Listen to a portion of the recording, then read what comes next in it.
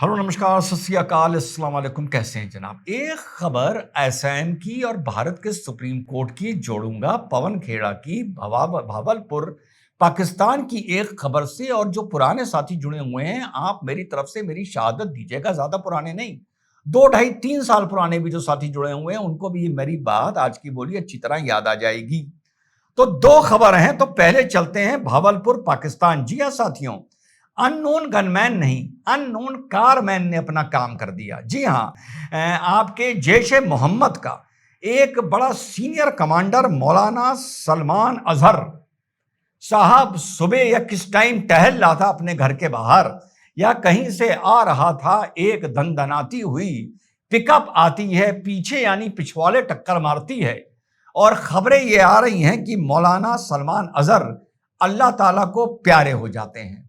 तो ये तो वो सिलसिला है जो अननोन गनमैन से शुरू हुआ था और अननोन कारमैन पर आके लगता है रुक रहा है। और अभी कुछ दिन पहले ही शेख यूसुफ जो मारा गया था, उसको तो शूट किया गया था, उससे पहले किसी को स्टैब किया गया था, किसी के साथ कुछ किया गया था।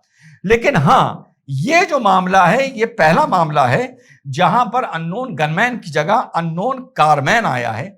इसी जगह पर आज से लगभग 1 साल पहले जून 2025 में मौलाना अब्दुल अजीज की dead body under mysterious circumstances मिली थी। जैसा हमारी आपकी बात कल परसों हुई थी, याद भी नहीं रहता कब हुई थी, क्योंकि हर हफ्ते किसी ना किसी की काम लगने पर वीडियो बनाना पड़ता है, तो भूल भी जाता हूं कि कब किसका वीडियो बनाया था। तो साहब उसमें मैंने बताया था कि 1 डेढ़ साल में लगभग 30 इस तरह के लोग अल्लाह को प्यारे कर दिए गए, जो पाकिस्तान में बिल्कुल महफूज महसूस करते थे अपने आप को। आज वो वहां पर अपनी जिंदगी के लिए परेशान है कि कब आकर कोई अननोन गनमैन, अननोन कारमैन, फलाना हमारा काम लगा जाए। तो ये तो हो गया एक किस्सा। अब दूसरा किस्सा लाके जोड़ते हैं पवन खेड़ा का। तो पवन खेड़ा की मैंने कल भी बात करी थी। पवन खेड़ा का वो बयान कि हेमंता बिस्वा जी की पत्नी के पास मल्टीपल नेशन के पासपोर्ट्स हैं, मल्टीपल नेशन से रिपोर्ट आना कि ये फर्जी बनाए गए हैं, व्हाट्सएप यूनिवर्सिटी का है। पवन खेड़ा बहुत बकर बकर करता है, जुबान उसकी बहुत चलती है, आप लोगों को पता है।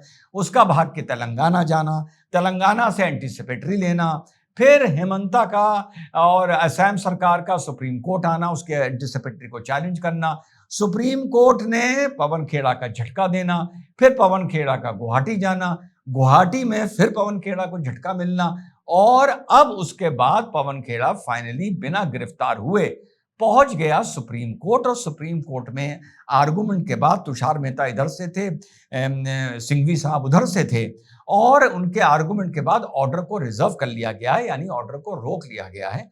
रोका ऑर्डर तब जाता है जब पूरी बात सुनने के बाद थोड़ा सा कोर्ट्स को ये लगता है कि थोड़ा हमें और माइंड अप्लाई बाद में आर्गुमेंट के बेसिस में करना होगा, तो ऑर्डर में जल्दीबाजी नहीं करते।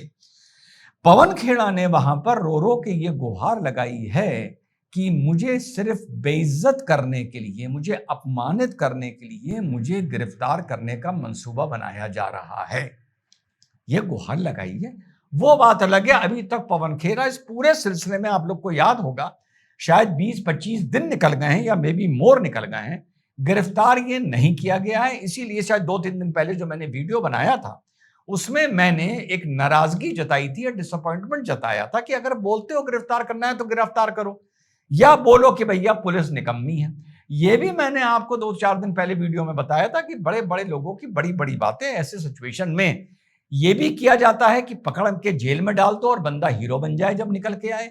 और यह भी एक स्ट्रेटेजी होती है कि दौड़ाओ, दौड़ा जो दौड़ता है उसकी फजियत बहुत होती है, और बाद में जब वो आके हीरो बनता है तो उसकी नाक बहुत कटती है, क्योंकि अगर तू इतना बड़ा शहंशाह था तो फिर जेल से भगा भगा फिर क्यों रहा था। तो कभी कभी जेल में डाले से या मारे से बेटर होता है भगाया हुआ आदमी। तो ये भी एक नीति होती है, शायद यही नीति सरकार चल रही है, वरना मैं मान नहीं सकता कि पवन खेड़ा अभी तक गिरफ्तार नहीं हुआ है।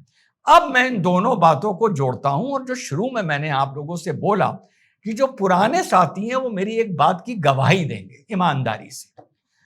धुरंधर 1 आ गई, धुरंधर 2 आ गई, धुरंधर धुरंधर होने लगा। कल मैं देख रहा था कि जब इसका काम लगा मौलाना सलमान अजहर का, तो लोगों ने कहा रिजवान वहां अभी भी काम कर रहा है, रिजवान धुरंधर का कैरेक्टर माने नॉट मी, वगैरह वगैरह।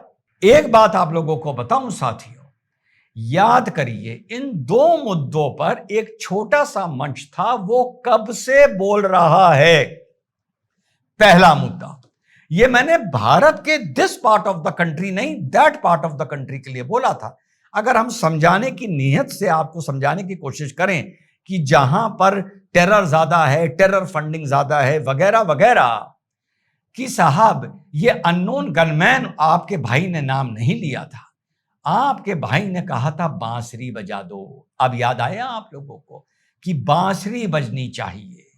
जो भी व्यक्ति वहां बैठकर किसी तरीके से आतंक से जुड़ा हुआ है, डायरेक्टली तो आप मार देते हो, मार देते हो, 2 गज जमीन के नीचे कर देते हो, लेकिन इनडायरेक्टली फंडिंग में, लॉजिस्टिक में, सपोर्ट में, और आपको बिल्कुल सुनिश्चित हो गया है हां ये जुड़ा हुआ है।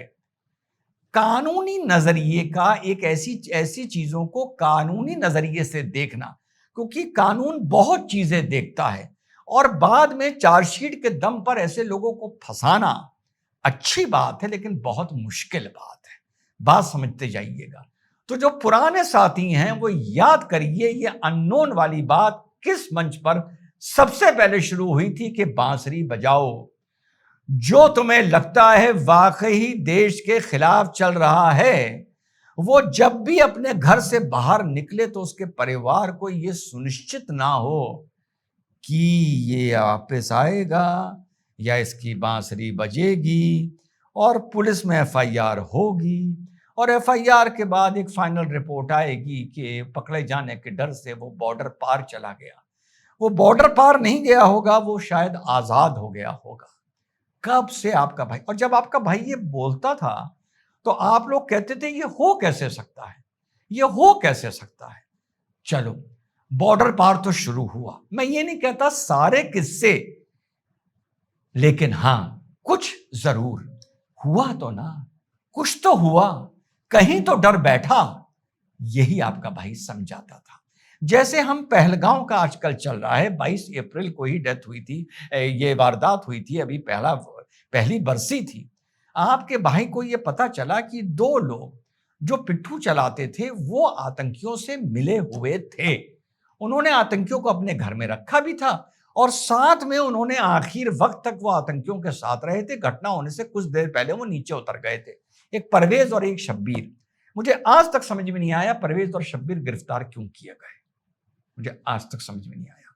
इसका क्या लॉजिक है, इसका क्या रीजन है, मुझे समझ में नहीं आता। बाकी आप लोग खुद समझदार हैं। अब बात करता हूं पवन खेड़ा की। कब से यह मंच कहता आया है, बकवासें बढ़ती जा रही हैं। यहां तो एक परिवार के खिलाफ बोला गया तो एक्शन लिया गया। परिवार से तो बहुत बड़ा देश है यार, परिवार से तो बहुत बड़ी इस देश की एकता, अखंडता, ओबीसी को अगाड़ी से लड़ाना, अगाड़ी को दलित से लड़ाना, किसी को किसी से बयानबाजी करना, रेलवे में ओबीसी को निकाल दिया जाता है, नौकरियों में ओबीसी को निकाल दिया जाता है, दलित को निकाल दिया जाता है, तुम्हारे जो पेपर सेट कर रहे हैं वो अगाड़ी जाति के लिए हैं, इसलिए पिछड़ी जाति के लोग फेल हो रहे हैं। मीडिया में कितना दलित है, वहां कितना ओबीसी है, न्यायालय में मजिस्ट्रेट कितने दलित हैं, कितना ओबीसी है। क्या जहर इस देश में बोया गया था? शायद उस जहर को ही कंपनशेट करने के लिए मेजॉरिटी ऑफ द वोटर के लिए आनन फानन में यूजीसी आ गया, शायद उसी जहर को कंपनशेट करने के लिए। और इसके अलावा ना जाने क्या क्या, ना जाने क्या क्या।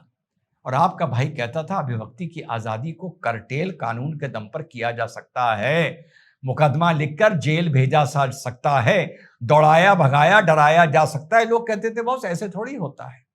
एक उदाहरण सामने आया है पवन खेड़ा का और हेमंता का।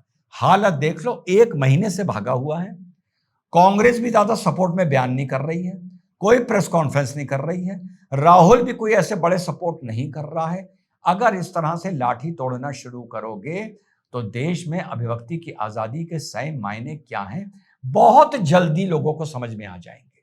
पवन खेड़ा अगर गिरफ्तार हो जाता है तो ये इस देश में अभिव्यक्ति की आजादी को लेकर, उसमें नकेल कसने को लेकर एक बहुत बड़ी नजीर साबित होगी, यानी प्रेसिडेंट साबित होगा। अगर सुप्रीम कोर्ट से पवन खेड़ा को एंटिसिपेटरी बेल मिल जाती है, तब भी कुछ असर जुबान चलने के ऊपर जरूर होगा, लेकिन बहुत बड़ा डिसअपॉइंटमेंट होगा उन लोगों के लिए जो शुरू से कहते आए हैं कि जुबान के चलते, बिना लगाम की जुबान के चलते देश की कोई आंतरिक सुरक्षा तो एक अलग चीज है, देश के सोशल ढांचे को बहुत नुकसान हो रहा है।